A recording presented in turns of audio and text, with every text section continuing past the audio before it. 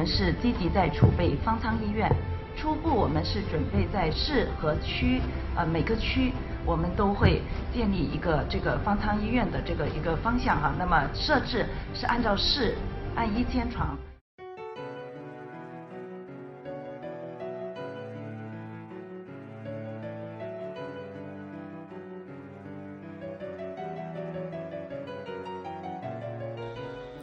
河南南阳市桐柏县公安局莫名抓捕一名不在案发现场的男子，非法关押269天，以有罪控诉干扰办案为由，拒绝该男子赔偿要求。中国大陆第5大淡水湖巢湖湖水受污染变绿。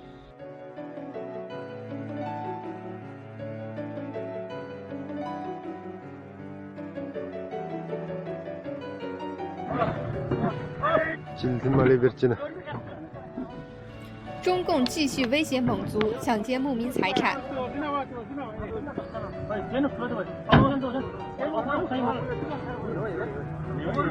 你们城管有权利管他们，别慌，我们说完，他们说完，他这个听你的，他有他的起码之间，老子要惩罚。你们还是人不是？你们难道不同情我个70岁？当工作的弱者对上生活的弱者，当法理遇上情理，当职责遇到生计，城市梦真的无法共存吗？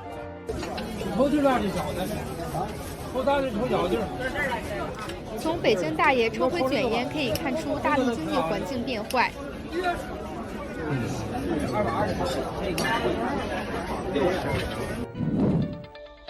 中共洗脑幼儿手段卑劣。中共降低房贷比例至30%以下，在经济衰退时加速压榨百姓。张文宏医生为中共站台洗脑民众。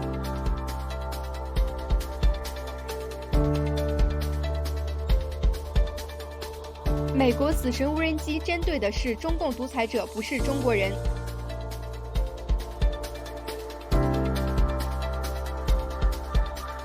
党媒《环球时报》发文表示，犯我中华者虽远必骂。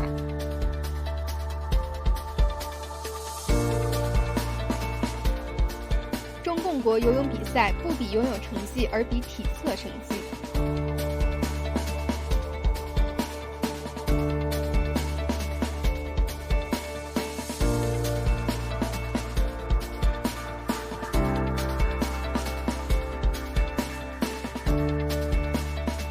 党魁制定条款，加强集权。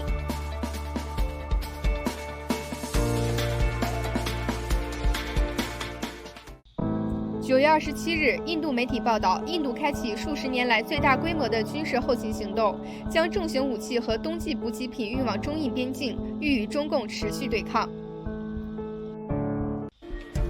9月29日上午，香港特首将中区军用码头转交驻港部队，中共加强对港军事部署，威胁港人安全。把军用码头移交后，就全面履行了我们有关的责任，这是历史性的一刻，充分彰显了中央和香港特别行政区在1国2制下的。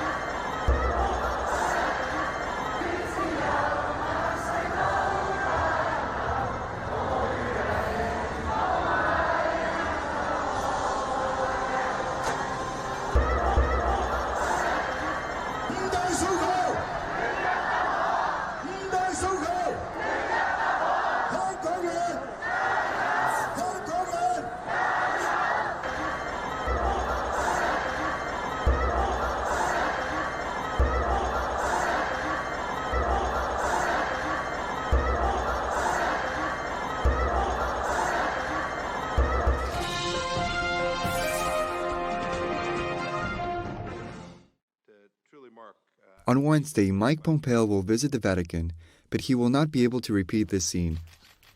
Since this is an election year, the Pope wants to avoid meeting with prominent U.S. politicians, which could be interpreted as support for the candidates. Mike Pompeo will instead meet with Cardinal Pietro Parolin, Secretary of State of the Holy See, and his counterpart, Foreign Minister Richard Gallagher. The visit to the Vatican will be tense, as Pompeo said last week that the Vatican is jeopardizing its moral authority if it renews the agreement with China.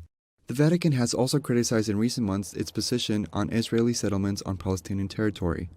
According to Mike Pompeo's opinion, they are not contradicting international law, despite the fact that the UN considers the settlements a violation of legality. The US and the Vatican do share a concern for the importance of ensuring religious freedom around the world. Despite their differences, Mike Pompeo, Cardinal Parolin, and Richard Gallagher will together deliver remarks at a conference organized by the U.S. Embassy, precisely on advancing and defending religious freedom through diplomacy, on September 30th. The Trump administration is tightening trade restrictions on China's largest chip maker, Semiconductor Manufacturing International Corporation, or SMIC. With the move, American computer chip companies will be prohibited from importing SMIC's technology without a prior export license. This is similar to the restrictions imposed on Huawei.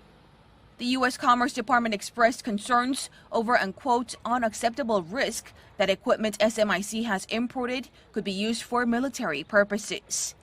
In a separate move, American lawmakers are mulling subsidies of about $25 billion to boost U.S. chip production capacity. With the outlook for international air travel dim because of the continuing pandemic, Lufthansa says it now expects to operate at only 20 to 30% of capacity for the remainder of the year and plans to cut more jobs.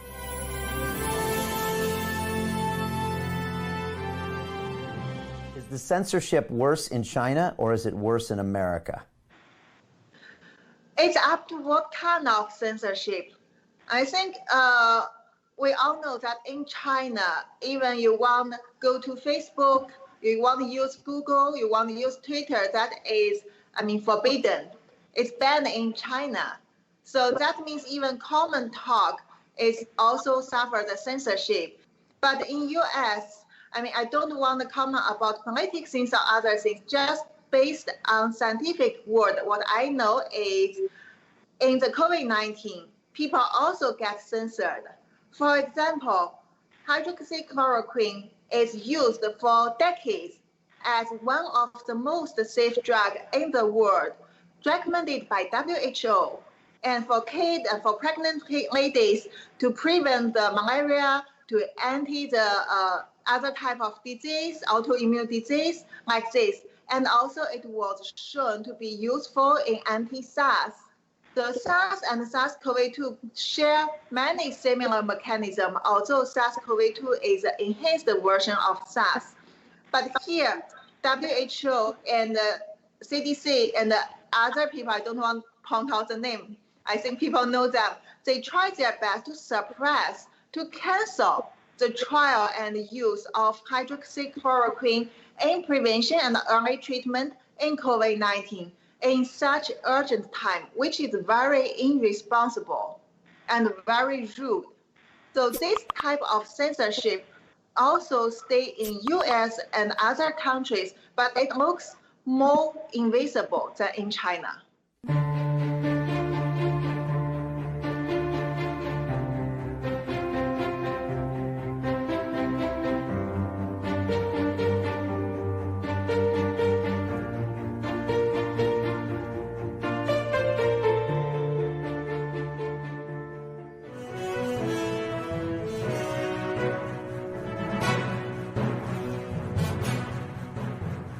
Tell us, what did the Chinese Communist Party do to Tibet as a training ground and really the experiment of what they're doing against the Uyghurs and the Falun Gong and the evangelical Christians?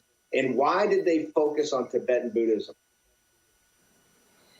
Well, they focused on Tibetan Buddhism because that defines the Tibetan identity. And Chairman Mao, when he invaded Tibet and Xinjiang in 1551, when the Korean War was going on, so the world didn't notice, what he famously said, we will make our minority citizens reincarnate as red and expert Chinese communists. That's in a famous speech that he gave. And so the campaign to destroy Buddhism was one of the first missions of the CCP. And 6,000 Buddhist monasteries were destroyed, the repositories of 1,000 years of a great Buddhist civilization.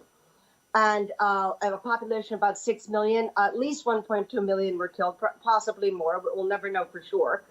And many of the greatest and most heinous sins, heaviest karma, you would say, karma is a Sanskrit word that means action. In the ancient Buddhist scriptures of the desecration of Buddhism include destroying statues, killing monks and nuns, using Buddhist holy scriptures as toilet paper. Well, the CCP did all of these things specifically, almost as if they were reading a text.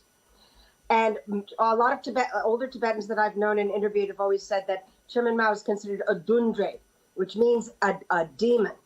And Xi Jinping is also a dundre, asura in Sanskrit. And for example, when you go in for routine questioning in Tibet, this is what happens to you. You know, no warrant, no charges. Your only crime is, perhaps having a contraband photograph of the Dalai Lama or a Buddhist text or anything of that nature. And we also see, more pictures from the Cultural Revolution. A lot of this seems to be forgotten. This is not taught in American schools. Instead of we're getting all this, Marxism, instead of the true history of communism in the 21st century, wherein if you put Stalin and Mao and Pol Pot together, it's over 100 million people that were killed by the communist ideology. And we still have to fight this fight. And I agree with Liz that, what's happening with the Vatican is absolutely shocking. But it's not surprising if you've been following how they have cultivated the CCP all of these years. You're saying the Vatican has cultivated the CCP all these years. What do you mean by that? Well, we've seen they haven't condemned the concentration camps in Tibet and Xinjiang. They have not supported the Hong Kong demonstrators. They won't speak about forced abortions, and the one-child policy. It's been going on for years. And, Cardinal Zen has spoken out against it, and a lot of the bishops in Hong Kong. But, everything that they get so exercised about everywhere else in the world, dead silence when it comes to the CCP. Mar, let me ask you, go back to the 600 monasteries and the 1.2 million people. Why did the mainstream media, this is what I'm missing, why was the New York Times, forget the religious nature of the Tibetan Buddhists about the monasteries, just the historical, world historical monuments. You never hear, honestly, this is the first I've heard that they destroyed 600 ancient monasteries. Understand what the CCP was trying to do. 6,000 monasteries. How did that never become at the forefront of the secular West, particularly the progressives and the liberals that worry about these world historical sites? Why has that never become just a massive issue when they destroy 6,000 monasteries and try to kill Buddhist monks and nuns? Well, then very briefly, there was a brief window where the Tibet issue was taken seriously. And that is after the Tiananmen Square massacre in 1989. And right after that, His Holiness Dalai Lama received the Nobel Peace Prize, the first individual connected with the CCP to receive this highest honor. The second was, of course, Liu Xiaobo, the 2010 Nobel Peace Prize laureate who wrote Charter 8, a criticism of the Chinese Communist Party, which he wrote was responsible for a string of untold disasters against humanity. For this, he was put in jail for counter-revolutionary thought. But, right up from that, this in the 90s was that brief period where the Tibet issue was taken seriously. But then after 9/11, China went on the back burner and we got involved in these wars in the Middle East. And Richard Gere's Vanity Project, the International Campaign for Tibet, just played it all down. And their strategy is let's just love the CCP more. Well, that's really going to be effective. It's like the Wall Street guys' idea that we just keep throwing money at them and just keep inviting them into deals and letting them loot our capital markets. They'll suddenly turn into a liberal democracy overnight. And 6,000 Tibetan monasteries were just looted of their gold, of their art, of anything valuable that could be sold in a Hong Kong auction house. And then they were burnt to the ground. And these monasteries were not just like the church, they were townships, essentially. Because Tibet was the last theocracy of its kind to make it into the 20th century. And so this is a tremendous loss to the patrimony of the world. the cultural and artistic and religious and philosophical heritage of the human race.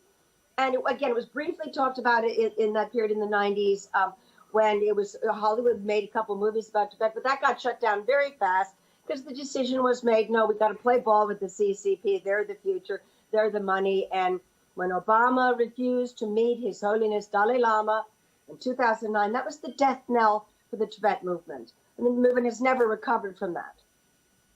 Didn't they slip? I wanted to go, we got a few minutes left. I just want to go and focus on this Hollywood thing, because at one time with Richard Gere was very big, and now Hollywood's totally flipped. Hollywood kowtows to the CCP. We've had Chris Fenton on here. He just gave a big speech in Beijing overnight confronting this. There's been a huge report that came out that talks about their kowtowing. You know, they were at the vanguard of this fight for the Dalai Lama, and then crickets. Didn't Obama actually try to slip the Dalai Lama into a side door so you kind of meet with him, but it wouldn't? He was too cowardly to actually, you know, have a picture or have anything done with him, afraid of offending Xi and the barbarians that run the Chinese Communist Party. We got about 2 minutes. So tell us what happened there. Well, in 2009, shortly after he became president, Secretary of State Hillary Clinton, her very first official statement after her swearing in on the Bible, which is what has happened to any Secretary of State or cabinet member, she said, we will not allow things like Tibet and human rights to interfere with our close relationship with communist China. Those were her exact words. And in September of that year, I was in Dharamshala with His Holiness Dalai Lama. There was a Tibet conference going on. I was still reporting for Radio Free Asia when the news came that Obama was not going to meet him because they wanted the CCP's cooperation for the financial crisis and the environmental crisis.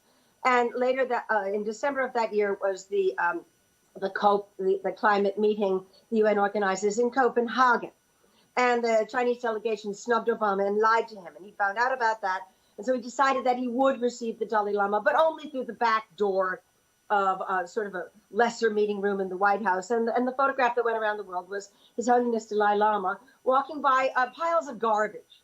Not a very good look.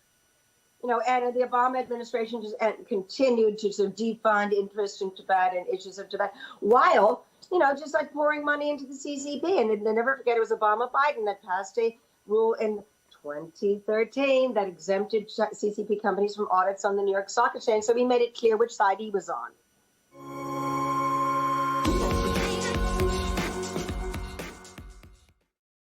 亲爱的兄弟姐妹们，你们相信我们直播的时候只有100万、200万人吗？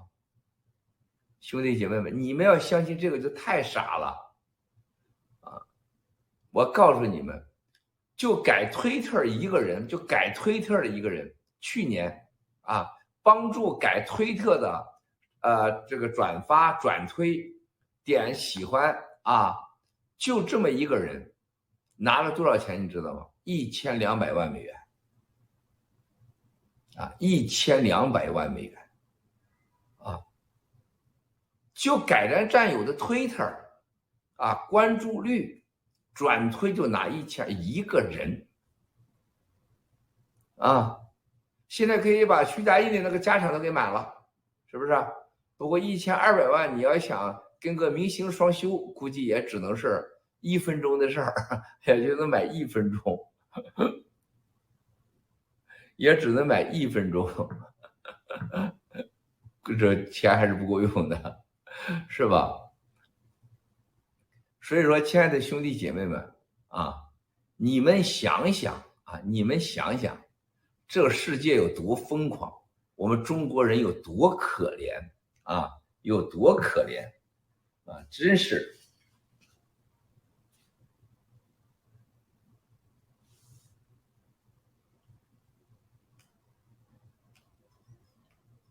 但是兄弟姐妹们，千万别妒忌这个，别羡慕这个啊！他们卖掉的是未来，卖掉的是他们子子孙孙的未来，卖掉的是人的尊严啊！那钱他没命花的啊！这些人拿这钱是没命花的。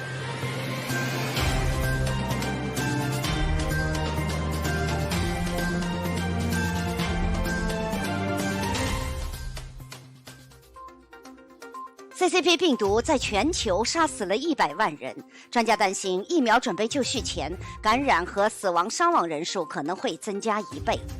川普宣布向各州分配1亿病毒快速检测试剂的计划。